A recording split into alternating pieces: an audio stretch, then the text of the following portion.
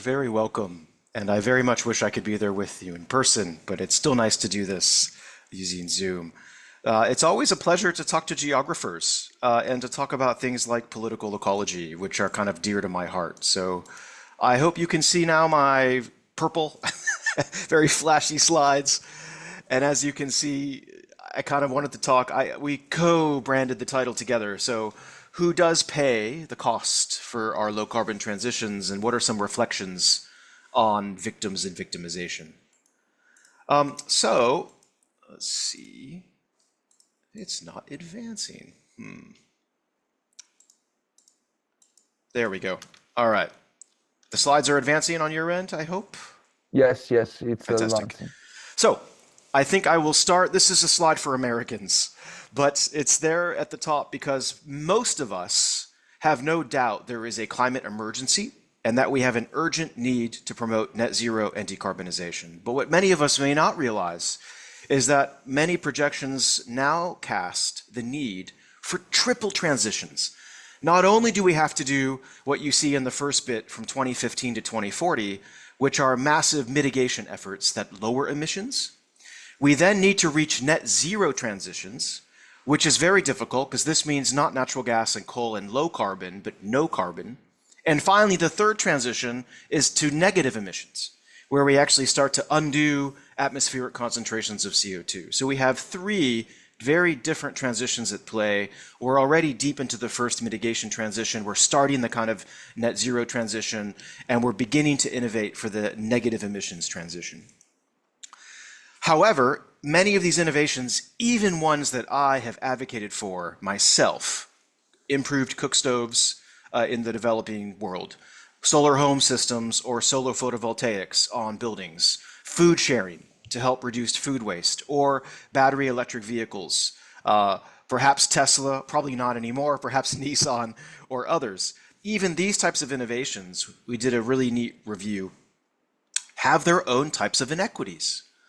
One of them, in which it's very common, are inequities by demographics, male versus female, high income versus low income, ethnic minority, Native American, African American, or if you're talking in Europe, the Roma and other dispossessed groups. How we adopt these new innovations are strongly mediated by class, income, gender, race, ethnicity, and citizenship. And that's really led to a lot of work on feminist energy systems and anti-racist energy systems, and I really do support that type of approach. However, believe it or not, there are still three other types of inequities related to these types of adoptions of EVs and cook stoves and food sharing. One of them is space, this whole notion of spatial justice, whether that might be cities versus non-cities, urban areas versus rural areas, where electricity networks are and where they are not, where charging infrastructure is, where roads are. And then our huge one is the differences between the global north and the global south. All of these view the geography and space as ways that are tied up in inequity beyond whether someone is a male or a female and so forth.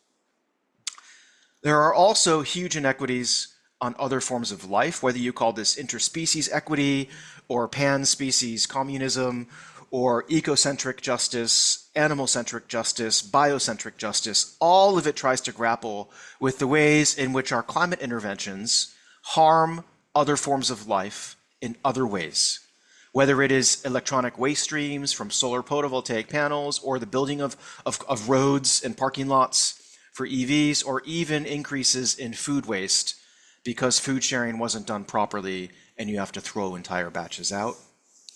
And then lastly, as if these three inequities weren't enough, we have a fourth, which is temporal. What about the future? What about future generations? What about our grandchildren? What about those not yet born? What about the ways in which some of these innovations have embedded risks? I give you two examples.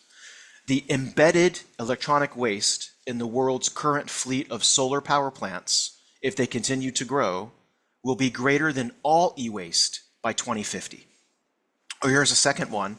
You buy a battery electric vehicle because you want fuel savings, but if the vehicle breaks down, it can then become actually a burden on your household income, which is a hidden risk as well.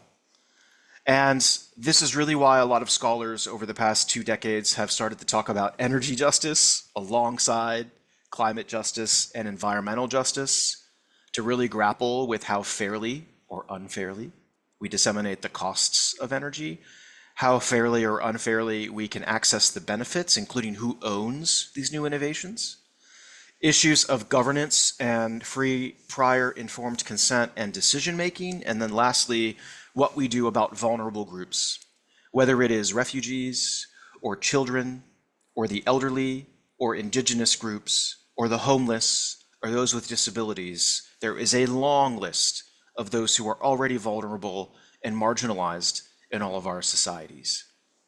And this leads, if you'd like a kind word, to an interstitial comprehensive assessment of themes, and if you want an unkind word, a very messy one, because energy justice is bridging different topics: sustainability, poverty, availability, accessibility, and it is also bridging different disciplines: law and jurisprudence, political science, political ecology, the environmental sciences, economics, and more. And some of this work that uses these nice political economy and political ecology framings has already done a wonderful job at identifying sacrifice zones across our energy systems. I really like this work from Noel Healy, Jenny Stevens, and Stephanie Malin, which talks about the embodied energy injustices. This takes coal, and they're kind of critiquing justice work like environmental justice work that's only at that site of combustion and production. That's why the box is there. That's where we do our environmental impact statements, and it's where famous colleagues like Gustav Speth and James Hansen have been arrested outside of coal-fired power plants, and they're kind of showing, well, the power plant is just one site of many across the entire supply chain, right? From extraction and minerals to fuel processing to transportation and then disposal and hazardous waste. And they beautifully document these in their study for coal. And we've taken up work that says, what might they be for low carbon innovations, such as nuclear power in France, solar energy in Germany, battery electric vehicles in Norway, and smart meters for gas and electricity in Great Britain. And because I'm presenting to academics, a few little bits on methods. We embarked on a qualitative research design that was mixed methods, that we also wanted to mix expert elite respondents with members of the public to help triangulate. Because when you talk about justice, you don't want to just talk to experts. We still had phenomenal access to incredibly powerful stakeholders in each of those 4 transitions, like the Atomic Energy Commission, or EDF, in France, or the Ministry of Energy, or the Solar Energy Association in Germany, or the Ministry of Transport for Norway, the Ministry or Department of Energy. It's now called DESNES, but back then it was BEIS, Business, Energy, Industrial Strategy for the UK. We asked all sorts of questions like who is vulnerable to these low carbon transitions, what are some of their justice impacts, and so forth. We then also ran focus groups. While many of these interviews were in Paris, Berlin, Oslo, and London, we intentionally made our focus groups in non-capital regions to further get good sampling. Anyone who's been in a focus group will know focus groups are very group dynamic centered. Not everyone speaks. There could be people who dominate. And so we triangulated the focus groups with a third technique of joining internet forums where people could give us their answers to our questions anonymously and via the internet, which can often encourage greater candor. And we were blown away. It's one of these exploratory studies we did where we didn't know the answer to how many injustices there were. And this shows you just the distributive injustices for French nuclear power in order of frequency.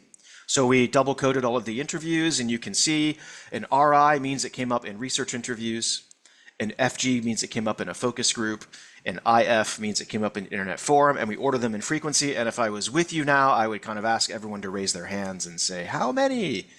How many injustices do you think we found? We would have expected 10 or 20. We found 120.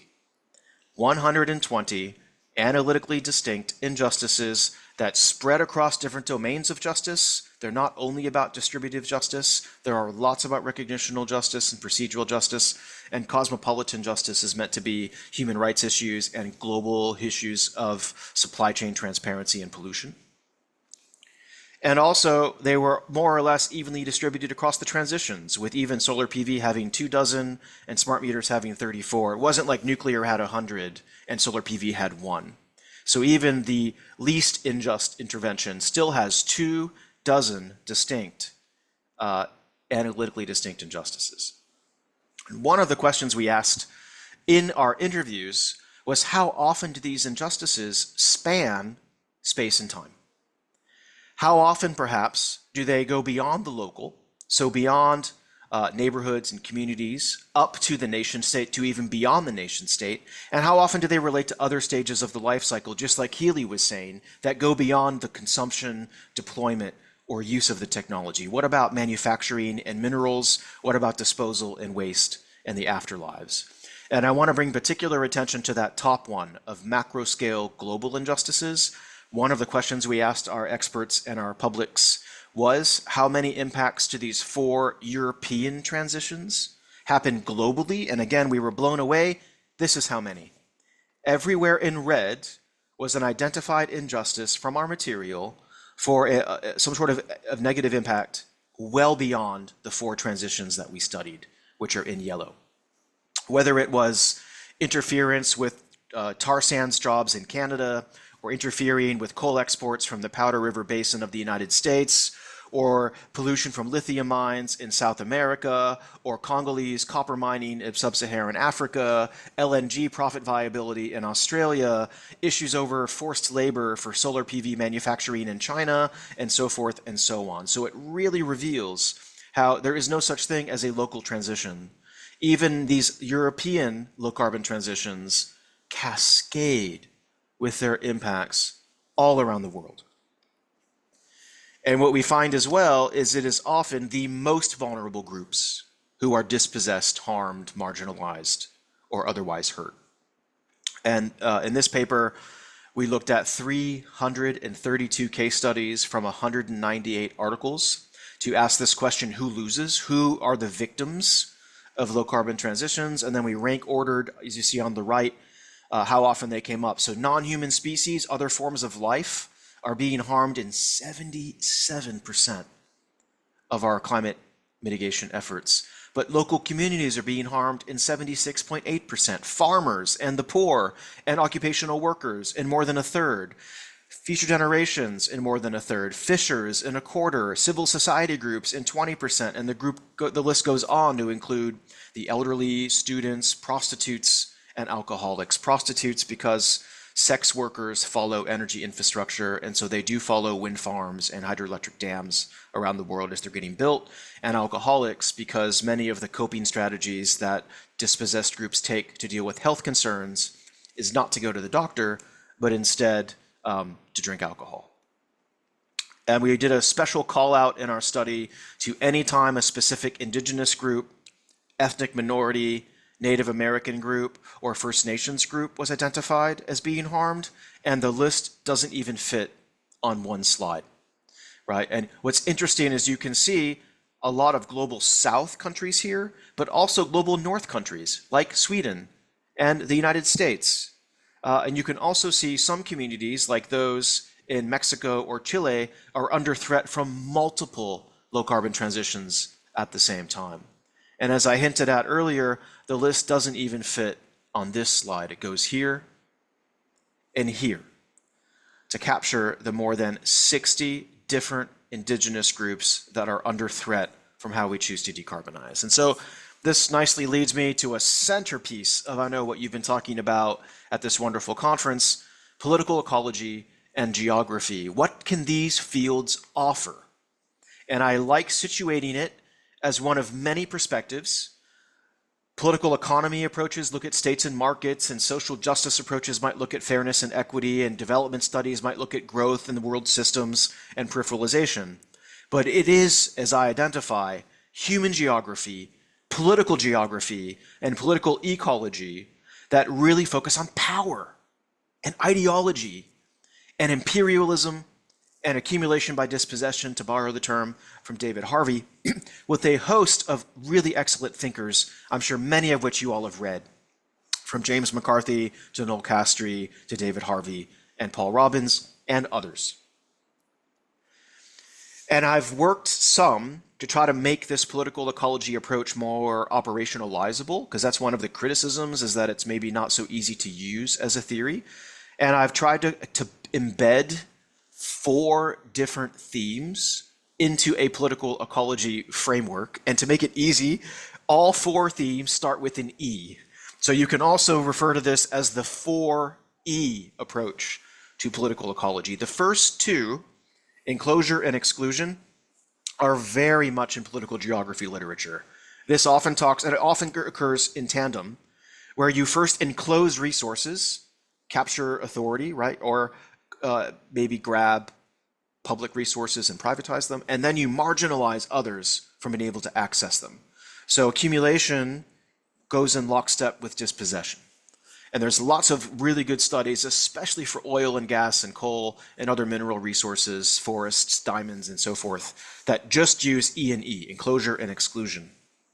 But because of this idea that these decarbonization processes can also harm the environment, I really wanted a third E, which captured these ecological aspects, which I've called encroachment.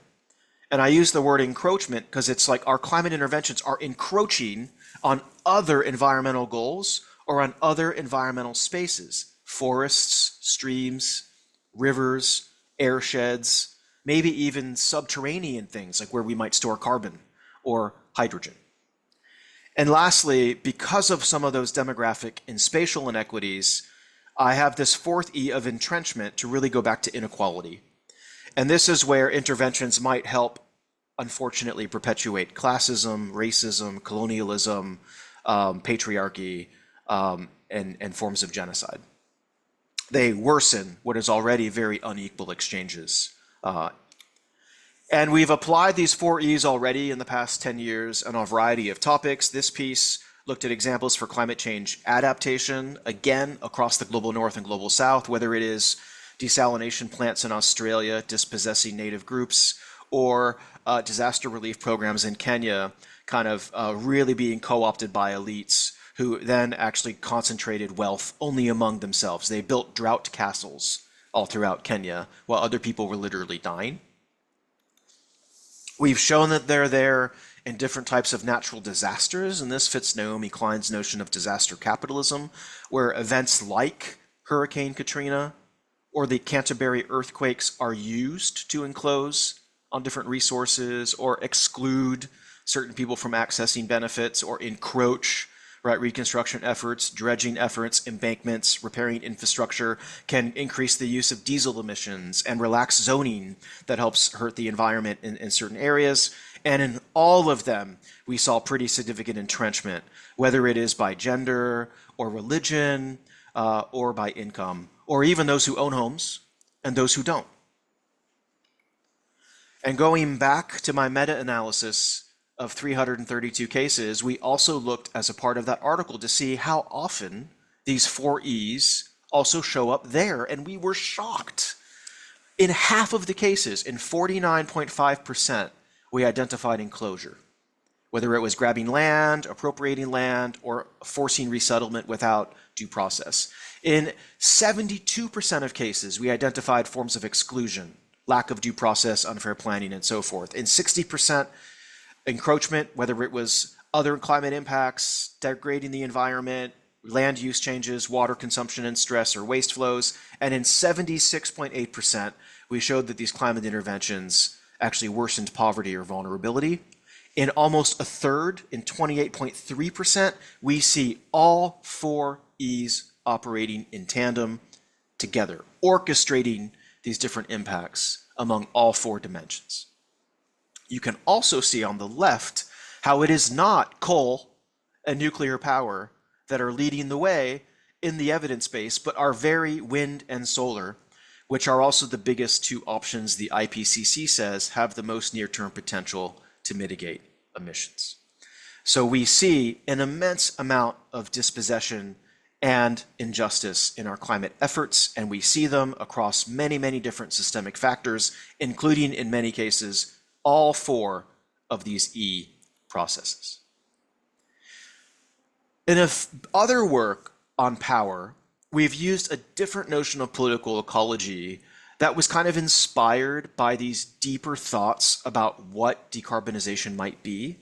And here I've referenced the city and the state as examples of reconceptualizations. And what do I mean by that? I mean, many of us might view a city as a metropolitan area governed by a mayor, or maybe a metropolitan statistical zone, whereas there's a really nice geographic political economy definition of the city as a container for elite interests. Cities are simply the way that elites make wealthy profits off the rest of us. And the state is traditionally recognized to be a sovereign territory, or perhaps one that adheres to democracy and national borders.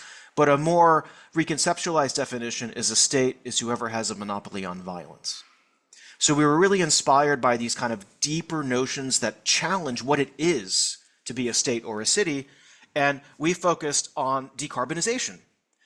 Although decarbonization can be ways of getting emissions out of our atmosphere or going negative emissions, it can also be these three other things. Decarbonization can be a way that elites experiment, often from the global north, on the global south. The global south gets the risks, the global north gets the benefits. Financialization can very much fit into accumulation and territorial expansion. Decarbonization is done as a new way to expand markets to capture carbon and to help capture commodities and marketize what is in essence climate change. And dispossession is that climate change presents the ways, rhetorically, symbolically, or materially, ways that we can now justify dispossessing communities of their land, remove indigenous people from the forests so that we can now do massive plantations of monocultures owned by Monsanto to help store huge amounts of carbon. So decarbonization isn't just about emissions, it's about experimenting, it's about financing, and it's about dispossessing. And we applied this in our article across 5 different cases: coastal protection and adaptation in Bangladesh, the Dutch Delta Works in the Netherlands, climate insurance in Malawi, and then 2 forms of financing models in South Africa and Mexico for renewable energy. And then we also connected it to different types of elites. Technical elites are kind of scientific elites. Financial elites are bankers. Regulatory elites are politicians. Physical elites are like the police and the military. And we also connected a lot of these interventions to various types of elites, some of which, like Bangladesh, the Netherlands, and Mexico, had all 4 types of elites using decarbonization as a proxy by which they could consolidate wealth or externalize and socialize risks. So I know I'm almost out of time. What does this mean for us? And I have a few concluding insights from, I think, this stream of work. Firstly, I hinted at it when I mentioned that some of these injustices with European low-carbon transitions are cosmopolitan. Another term is multi-scalar, but it is really revealing that even European decarbonization transitions have impacts that are well beyond Europe. Whether it is the exportation of French nuclear designs to the Middle East, or your reliance on uranium mining from Namibia, Kazakhstan, Niger, and others, or it's where this nuclear waste from the French nuclear fleet ends up. It's mostly reprocessed in Japan, and in some cases even shipped to the United States. What about low-wage manufacturing, forced labor from the Uyghurs in China? And what about the waste streams around all of the solar manufacturing facilities in Malaysia, China, and even the United States?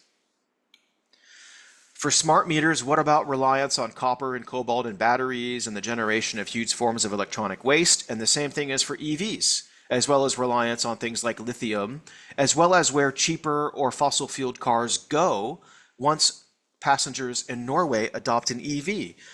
Their old petrol car doesn't just disappear. It's often resold on secondary markets to Eastern Europe or Sub-Saharan Africa, which means you're not decarbonizing transport. You're simply taking that polluting vehicle and moving it somewhere else on a map.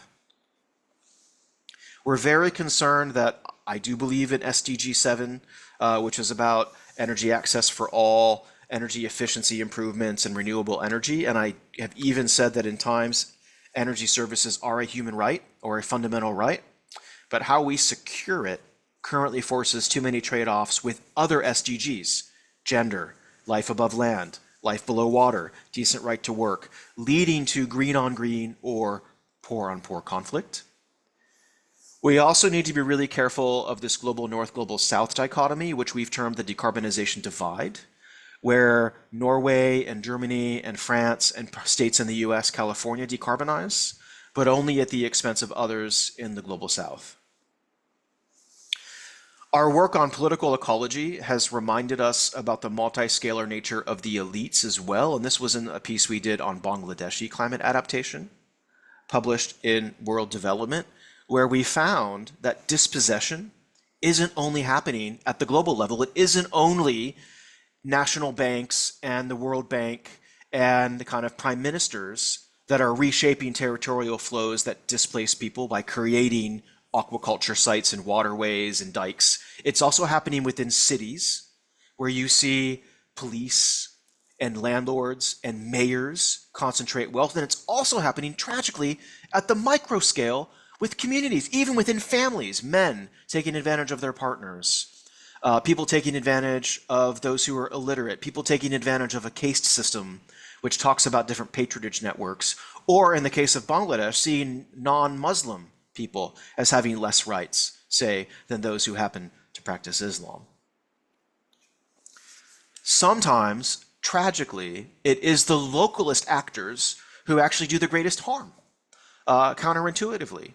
And so this gets us away from this notion that local is always better, and involving local actors in participatory processes always results in more equitable outcomes. It can only entrench inequality that has been in that community many times for decades.